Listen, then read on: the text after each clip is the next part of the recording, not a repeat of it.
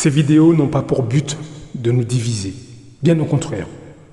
L'objectif est de nous rassembler autour des troubles mentaux qui existent au sein de nos communautés et dans nos pays. Bonne écoute. Blaf 98, Africains, Africaines, bonjour, j'espère que vous allez bien. J'espère que tout roule pour vous. Aujourd'hui, nous allons voir comment des afrodescendants en France, les afrodescendants que je vous décris dans mes audios, comment ils profitent du système actuel. Alors, vous le savez maintenant, si vous êtes nouveau sur cette chaîne, en fait, ce que j'expose dans mes audios, c'est le comportement d'une catégorie d'afrodescendants que j'ai remarqué, il y a pas mal d'années de ça, suite à la lecture du livre Peau noire et masque blanc de Frantz Fanon. Je me suis passionné pour ce sujet et au fil des années, je me suis rendu compte que il y a une catégorie d'afro-descendants en France, jusqu'au jour d'aujourd'hui, en France, mais dans d'autres pays. Je parle de la France, mais c'est aussi dans nos pays d'origine, Afrique, Caraïbes, etc. Peu importe le lieu où vous êtes dans la diaspora, etc. Vous avez cette catégorie de personnes chez vous. C'est pas propre à tel ou tel pays. Non, détrompez-vous. Et j'ai découvert que justement cette catégorie de personnes fonctionne contre sa communauté. Ce sont des afrodescendants qui, au quotidien, tirent profit du système que nous connaissons, colonisation, aujourd'hui, enfin en France notamment, mais dans les pays d'Europe, beaucoup d'afrodescendants subissent le racisme, etc., la discrimination. Il faut bien que vous compreniez que ces personnes existent depuis plusieurs générations. Et Frantz Fanon, en ce qui me concerne, Frantz Fanon m'a ouvert les yeux sur ces personnes-là. Donc j'ai passé pas mal de temps, pas mal d'années à les observer. J'ai été dans leur milieu, j'ai écouté un peu leurs propos dans tel ou tel contexte. Et aujourd'hui, je peux enfin être sûr de ce que je dis. C'est pour ça que ça m'a mis beaucoup de temps, si vous voulez. J'ai pas voulu en parler avant parce que je voulais être sûr de ce que je raconte. Et je peux vous affirmer qu'une catégorie de gens en France, mais aussi dans nos pays, de nos pays d'origine, profite du système actuel. Alors comment ils font ? Comment ils font pour tirer profit ? Alors il y a plusieurs cas de figure. Je crois que j'en ai parlé déjà dans un audio. Il y a plusieurs cas de figure. Mais avant toute chose, je vous donne un conseil pour bien visualiser ce que je dis. Allez sur l'internet, regardez un Kémy Séba par exemple. Écoutez les propos d'un Kémy Séba.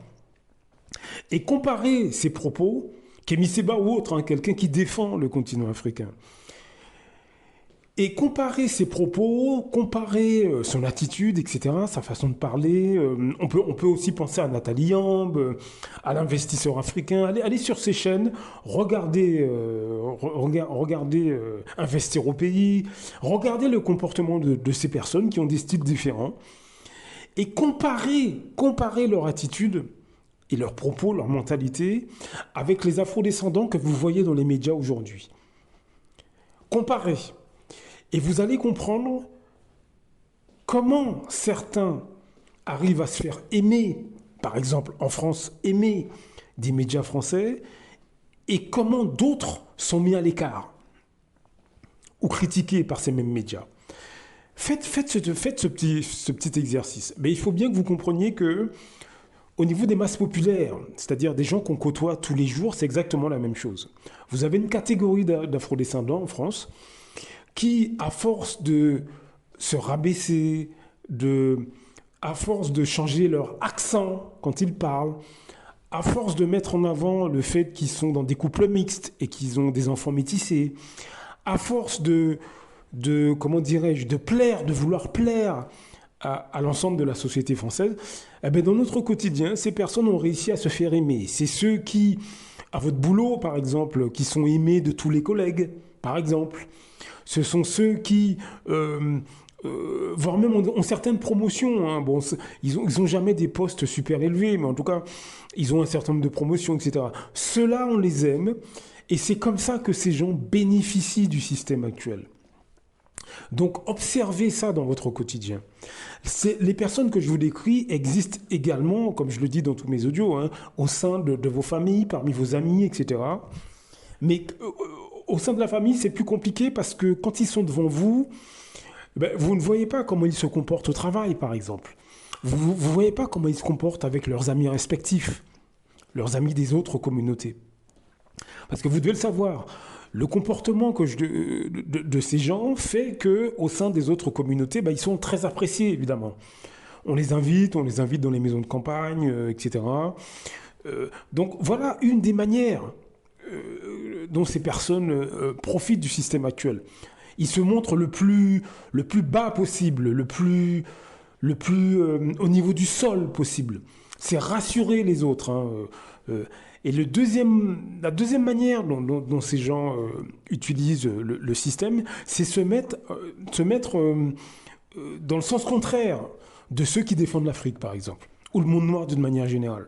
Ils se mettent dans le sens contraire, c'est-à-dire que quand ils sont avec leurs collègues de travail, leurs belles familles étrangères, leurs amis issus des autres communautés, particulièrement leurs maîtres, les Occidentaux, hein, parce que les gens que je vous décris visent principalement les Occidentaux. Ça, c'est effectivement le réflexe d'esclave. Eh bien, quand ils sont dans ces milieux-là, très vite, ils affichent le fait que eux, bon, bah, l'Afrique, ça les intéresse pas trop. L'Afrique ou les Antilles, hein, ou le monde noir d'une manière générale, ça les intéresse pas trop. Eux, bon, à la limite, ils comprennent pas ceux qui prennent position. Ce sont les propos que ces gens tiennent dans ces milieux-là pour bien faire comprendre que eux, bon, bah, ils sont pas comme les autres. Donc, on peut les accepter. Donc voilà, donc c'est un peu, si vous voulez, ils sont l'antithèse de ces afrodescendants qui, eux, disent, bon, ben, ils respectent leur africanité, leur négritude.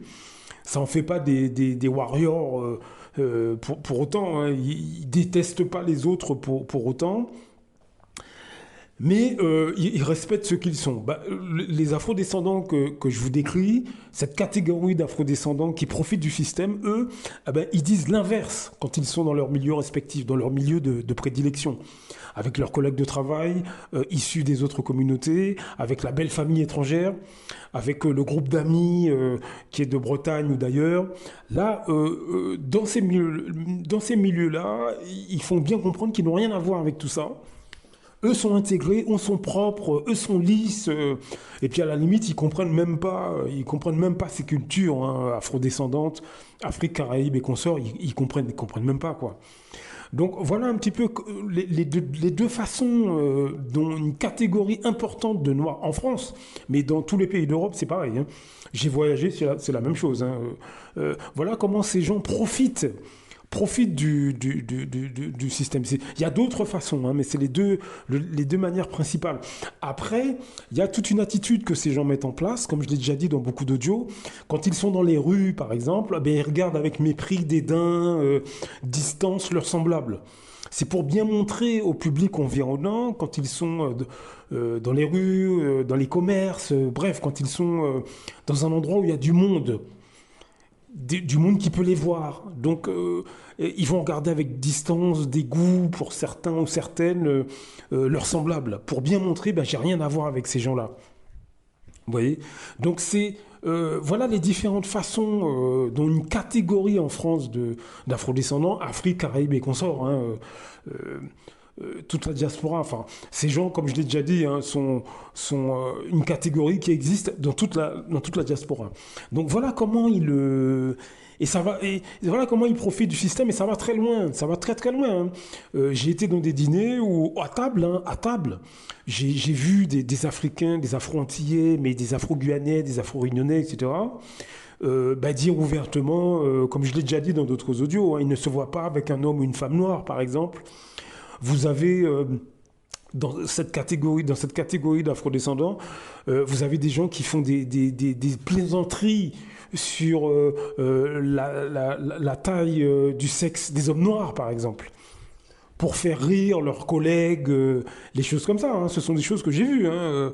Vous avez des Africains ou des Afro-Antillais qui entre autres, hein, des Afro-Guyanais, des Afro, ce que vous voulez, hein, qui à table avec leurs collègues prennent l'accent africain pour faire rire leur belle famille extérieure au monde noir. Hein. Vous avez, bref, il y a tout un tas d'attitudes que cette catégorie d'afrodescendants utilise au sein de la société française pour bien faire comprendre que bon, ben, j'ai rien à voir avec les autres. Voilà le niveau où se situe un certain nombre d'afrodescendants en France. Encore une fois, c'est très caché ce que je vous dis là. Je le sais parce que j'ai été dans leur milieu. Donc j'ai vu comment ils se comportent. J'ai dû jouer un rôle pour me faire accepter et finalement me faire inviter dans ces milieux-là, parce que je voulais voir un petit peu de l'intérieur comment ça se passe. Et au fil des années, j'y suis quand même parvenu. Donc, c'est pour ça que je vous ramène ces informations-là. Ces gens vont extrêmement loin. Il y en a plein qui disent qu'ils votent Front National, par exemple, ils disent à la belle famille étrangère, par exemple, que bon, des étrangers, il y en a beaucoup trop, etc. C'est comme ça que parlent des Africains, des Afro-Antillais, des Afro-Guyanais, des Afro-Réunionnais, etc., etc. Je vous assure, je vous assure, je vous assure. C'est malheureux, mais c'est ce que j'ai vu. Vous n'imaginez pas les dégâts que ces gens causent.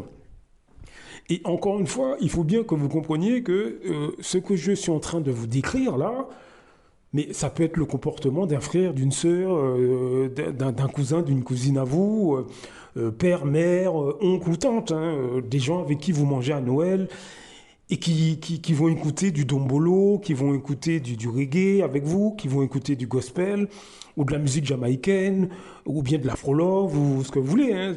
Ils ont des tresses sur la tête, s'habillent comme vous, cuisinent vos plats, ils ont vos accents, il n'y a pas de problème.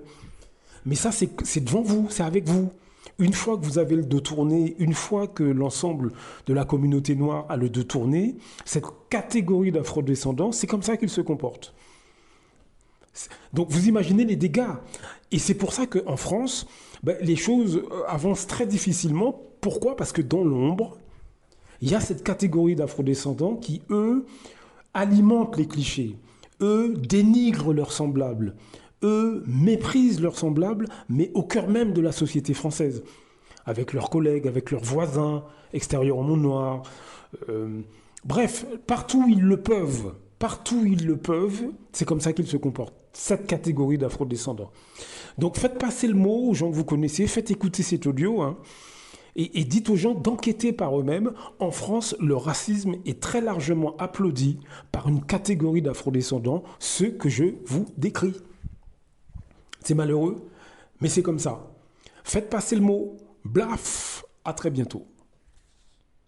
Beaucoup d'Africains se lèvent contre des autres Africains. C'est généralement à travers la corruption. L'Europe, l'Occident le sait. La meilleure façon de faire tomber un Africain qui se lève pour les intérêts des Africains, il faut aller corrompre ses amis ou ses compatriotes. C'est comme ça, c'est toujours à cause de l'argent. Celui qui a fait tomber son cara, il a fait pourquoi? C'est parce qu'il voulait être son cara à la place de son cara.